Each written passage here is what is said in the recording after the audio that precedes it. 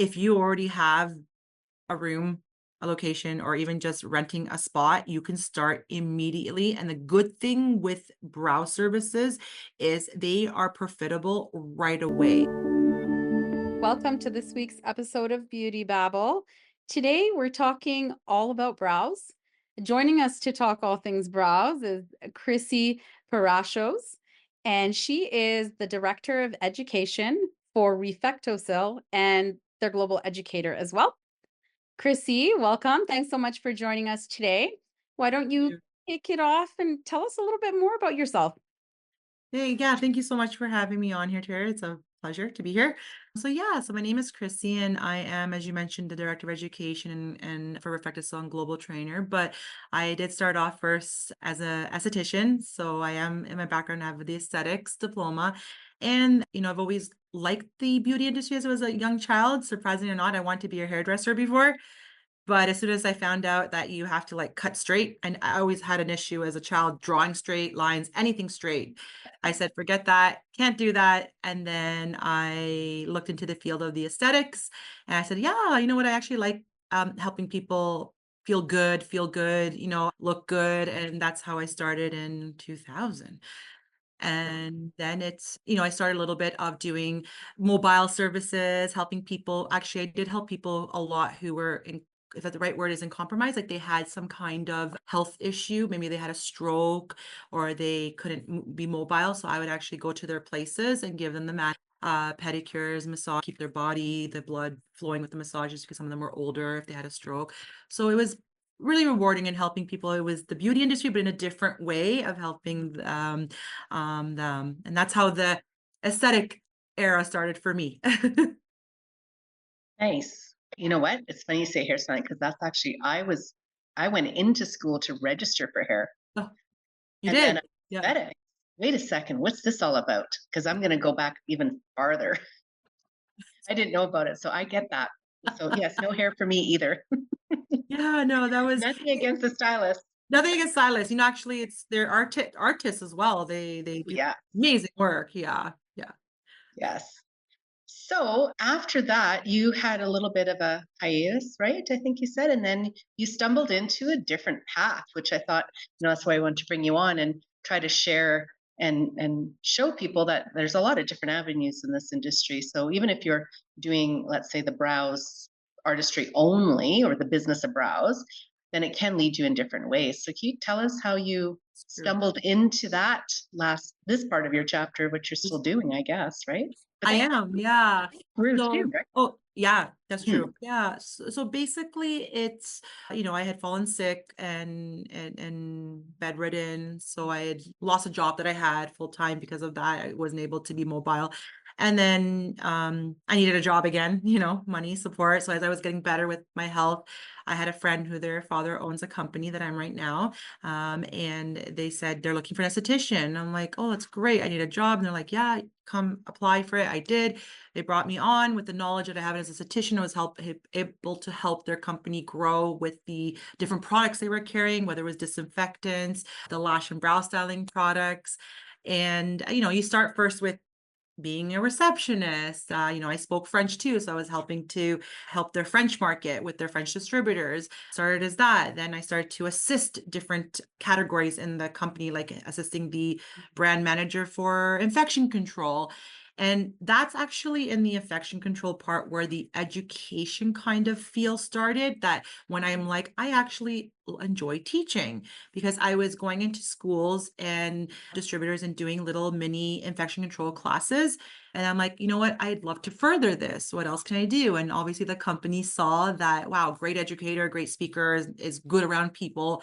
And then the job opportunity came to be the lead trainer for RefectoCil and teaching about brows and lashes. So totally like the services of, like, I went from doing pedicures, manicures, massages, facials, and then now teaching specifically right now for the last, maybe I can say, 10 years on lash and brow styling and helping professionals know these services because they bring great revenue. They're quick and easy services. If you're not offering these right now, and especially after the pandemic, When people like during the pandemic, we're wearing our masks, it's covering portion of our face where we can be more expressive, and it's only just our eyes showing. So our lashes and our brows played an important role. So even then, even more, I became more deep delved into the lash and brow industry, and just now teach it a lot, do webinars, I do in-person classes, stage presence at shows. And then for a while now, we're trying to help professionals know even just the brow industry. Yes, the lash brings as well the revenue, but did you know that just brow styling can earn you, $100,000 a year extra if you're a hairstylist, you know what I mean? So the passion of educating on RefectoCil and the lash and brow services is where I stick now, where I thrive and grow and help other beauty professionals offer these services or even potentially teach. Yeah. That's interesting because when you talk about the brow business, people do forget it's just a brow tint or lamination shape. Yeah. But can you actually, like, I think it's amazing that you've discovered another avenue, if you wish, for people to uncover and start to learn if you're in this industry or even not in this industry, because not all provinces in Canada are licensed. So some people can go ahead and do that on its own. Otherwise, have to look at their province regulation, right?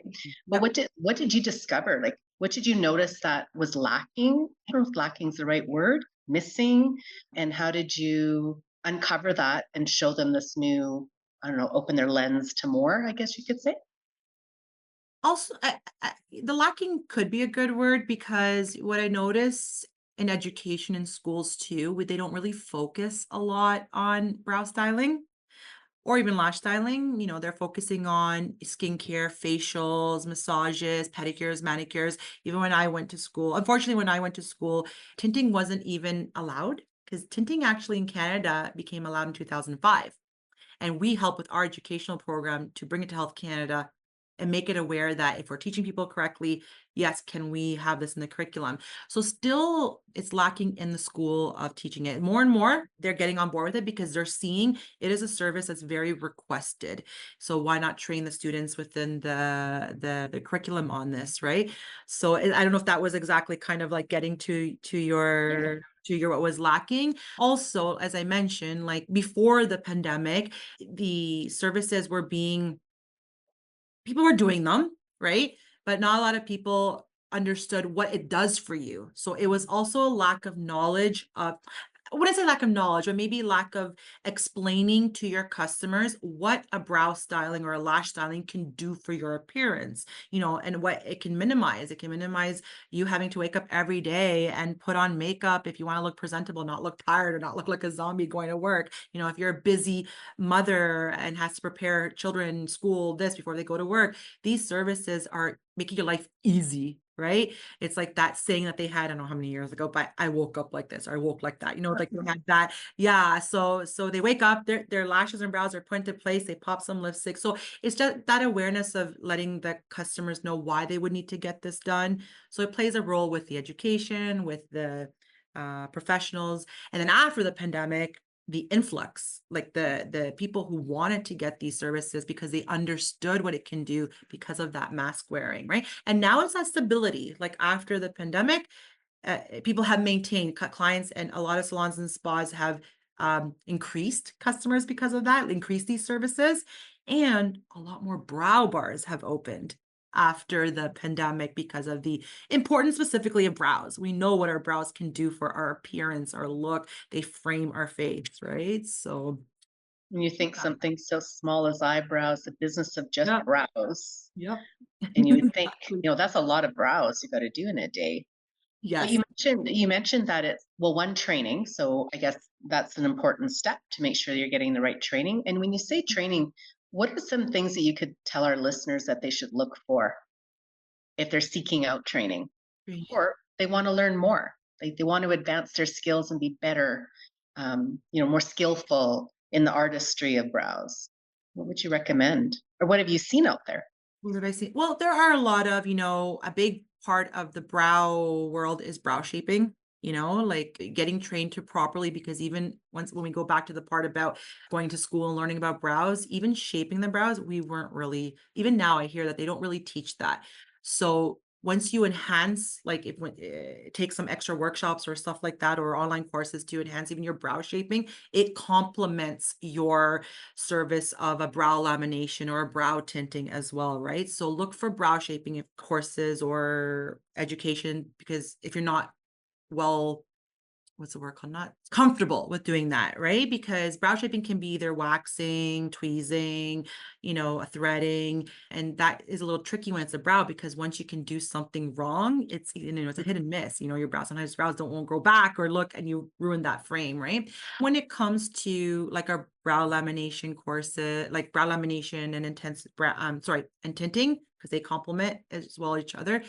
If it was something that you weren't taught in school, look at, like, we have provided a great website, educational website, to get you even just to dip your feet a little bit and see why these services are something you'd want to get into and bring in. Because as we had mentioned about the business of brows, it doesn't require a lot of space to start brow business. You can even start off with just a chair and a trolley, and you can start offering your brow services. So, and your revenue, what you can earn back from doing brow services for the year, where it requires little space, not a lot of product, quick and easy services, yet your return of investment is great. So a lot of people forget that. So I always say, check our website, educate yourself on why brow services are important. And the courses for these type of services are not going to take you another year or so. They're a little bit quicker. The fee should be less. And we do as well have online courses on the brow services as well that are quick and get you started right away onto that journey of brow styling, right? Right. Has it only been the one product line that you've worked with? Have you had an opportunity to work with different lines at all? Working with them as in educating, no, because I stuck to RefectoCil, Just in your history. playing with them Yeah. and Okay. testing and maybe even trying it with my customers. Yes, I've worked with other, that builds knowledge for yourself as well, when you don't just stick with the one brand, like, meaning I'm teaching it, I have to, part of, Of like, course. Yeah. but educate yourself with the other brands, what's out there, so that in your training too, you're knowledgeable to know what is out there, what are different, what's the word called? I'm losing on words, like innovations, what are the new innovations out there? So you keep, in the beauty industry as estheticians, we have to keep ourselves there's always something new coming out, right? So I always try to keep myself educated in that sense. But I've played around just to grow my knowledge. Yeah. I think No, you that's talk fair. about you just talked about like keeping up with the trends. Yes. Are there some current trends that folks can be adding as services? Because when I did brows, I didn't really do lamination. I don't think lamination was a thing back then. Like I think lamination has hit big now. Is there anything else coming? Or like how is somebody, when we're talking about the business of brows, how do you stay on top? What are the coming trends? And how do you keep adding to your service? Yeah, so obviously, first of all, be part of communities, groups, brands that you work with, follow them, because obviously brands will be coming out with new innovations to keep up with the market, right? So that's how I try to do it too, be part of forums and this and that. But trends, like you said, the brow lamination actually didn't start kicking in until like about 2018. And then 2019, when we even got our brow lamination, like, already, it boomed, right? Mm. But another trend is the hybrid, like the type of hybrid tinting that's pretty popular, right? It's been popular for a while now, for a couple of years, maybe even after pandemic, it became bigger, where you get that staining effect and also that coloring effect of the hair, because we talk about oxidative tints. Oxidative tints are, when you're tinting your brows, are the same like how you color your hair. So it's just coloring the hair on the brow. But as some people mature, or some people, their brows thin out or get more patchy, what is that something that can work for them? And the innovation is that type of hybrid tint that will stain and color the hair. So that's what's become very big. And as well, like your ombre brows, that's very big as well. Either whether you're using a pencil, or like you're doing it yourself, the ombre, or when you're using a staining system, or when you're using a tinting system, the ombre brow is very popular. And then there's like little types of innovations that I don't they were cool when you thought of it and when they came out, and then now it's like I don't know if they're using it still, but there is also brow extensions. I don't know if you've heard that. Have you Yes. heard? Yeah. Oh, So the I funny did. thing is, It's maybe funny, it's about, small. Yeah. Oh, yeah, sorry. maybe about Stop. 10, 12 years ago, maybe, I said to myself, I literally had a dream. I'm like, oh my gosh, what if there's such thing as brow extensions?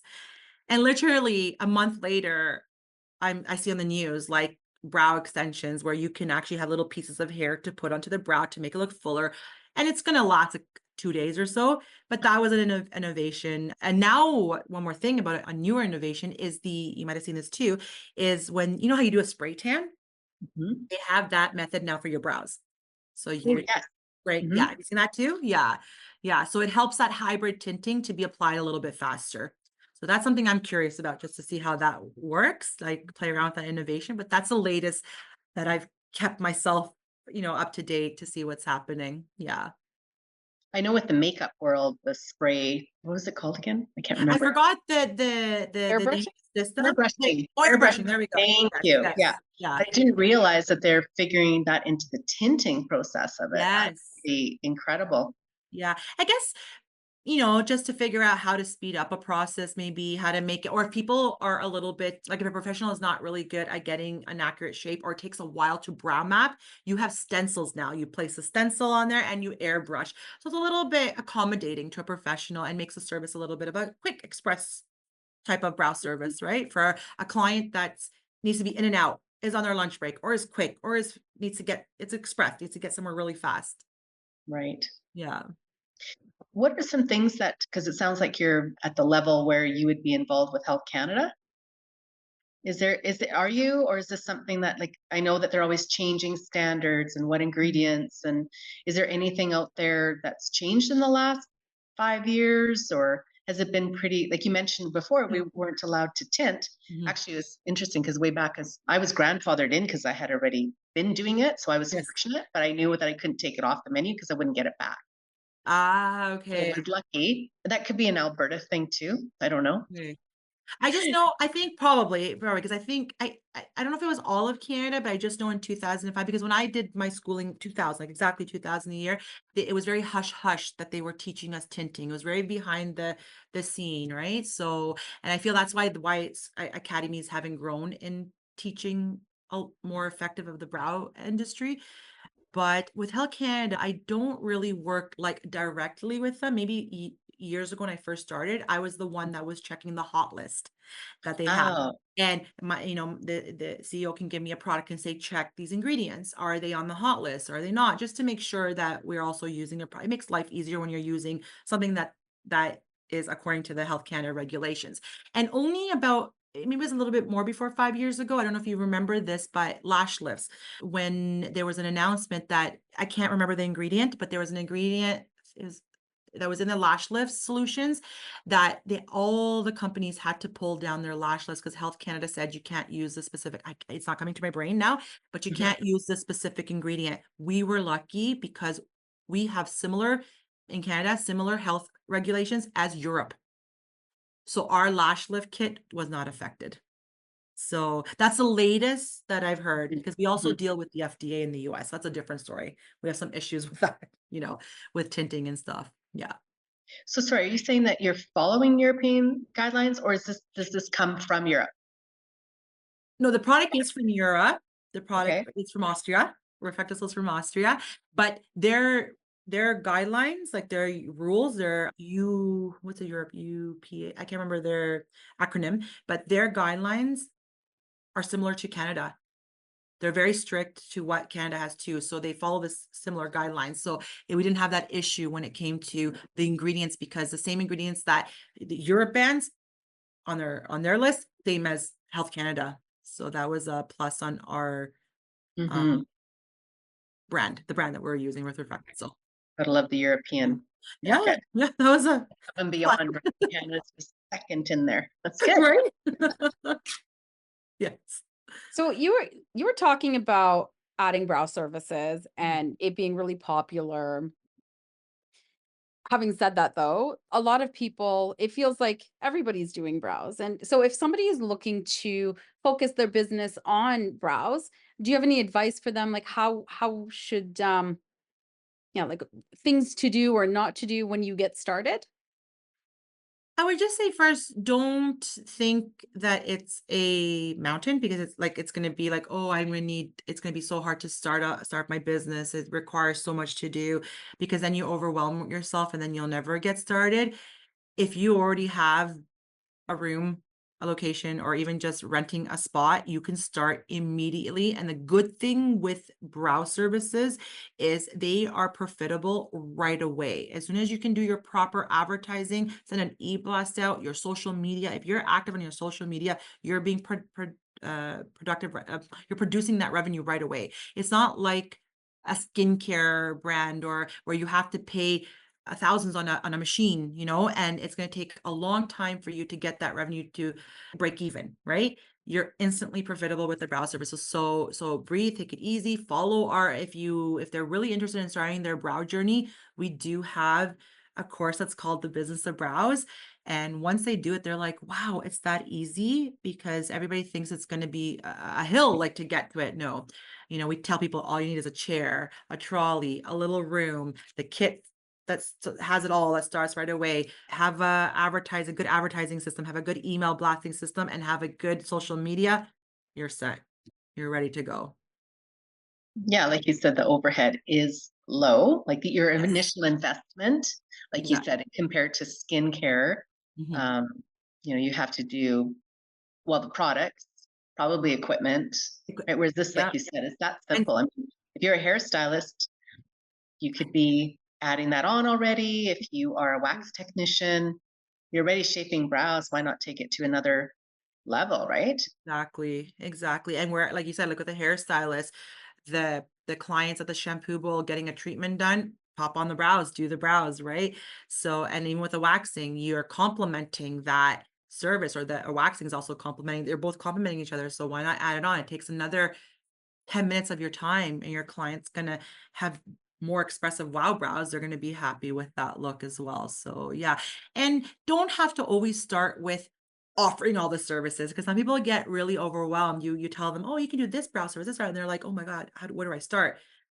Start with what your demographic, your area is asking for. So if you're seeing a lot of people are asking you for tinting, you start with that. You get your customer base, you roll with that, you learn to advertise with that. And then you start adding brow lamination, then you can start adding the hybrid tinting. Then you can start adding, waxing, like, don't have to immediately bombard yourself with all the services, especially if you haven't gained the knowledge yet and you need to, do some kind of courses and stuff. Start with what you have or what the need is in that area. So you'll have to do a little bit of searching, finding your demographics if you're really starting from the fresh and you don't have a salon base yet, or working for a salon and so forth.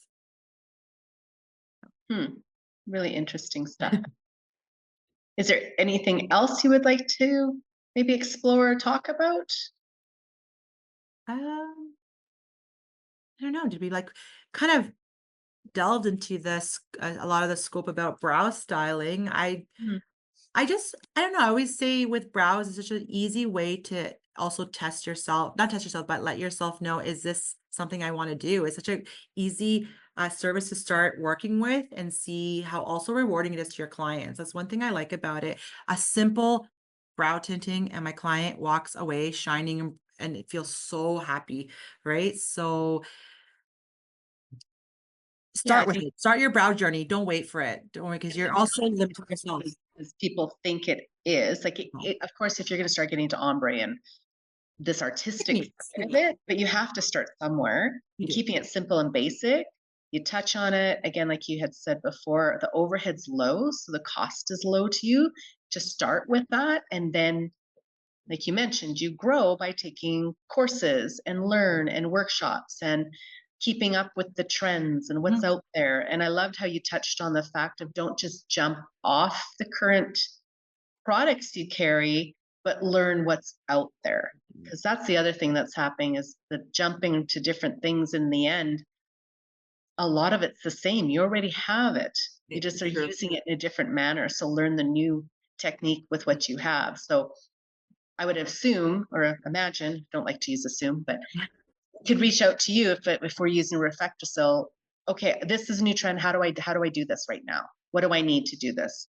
And I think it's important to understand, like you said, go to your distributor, your educator, and find out how they can assist you, because that's a good distribution side of things, right? Exactly. That's so true. Yeah, yeah. And like I said, we have available our educational like our website that people can go and see to like little mini tutorials, little see what the professionals are saying too. We put up their feedback from professionals of what they're saying, how their brow journey started, how testimonials, right? Even testimonials of our courses, how they were straight to the point and we were immediately able to buy the product and start offering these services with great responses. So yeah, yeah. Excellent. Did you ever think when you started out that this is the path of brows and lashes that you would have ended up in? To be honest, I didn't think I was going to be dealing with brows because even when I was in aesthetic school, I was terrified of waxing brows, terrified. So I didn't think now I'm at this point where I become, you can say like a brow guru, like I'm so comfortable with brows, right? But that's our learning, Mhm. journey, right? Never say you can never do it because you look at the outcome right now. As long as you're willing to always learn, open mind, and I'm happy where my journey is now. Like I really, really enjoy what I'm doing, and I enjoy working with the industry we're in. It's a very kind and rewarding industry that we are in. That's amazing. That's my favorite part. You start in one way and you can end up in so many different paths in the Yes. beauty industry. Well, thanks so much for joining us today. Thank you. It was a pleasure. Thanks for listening to Beauty Babble.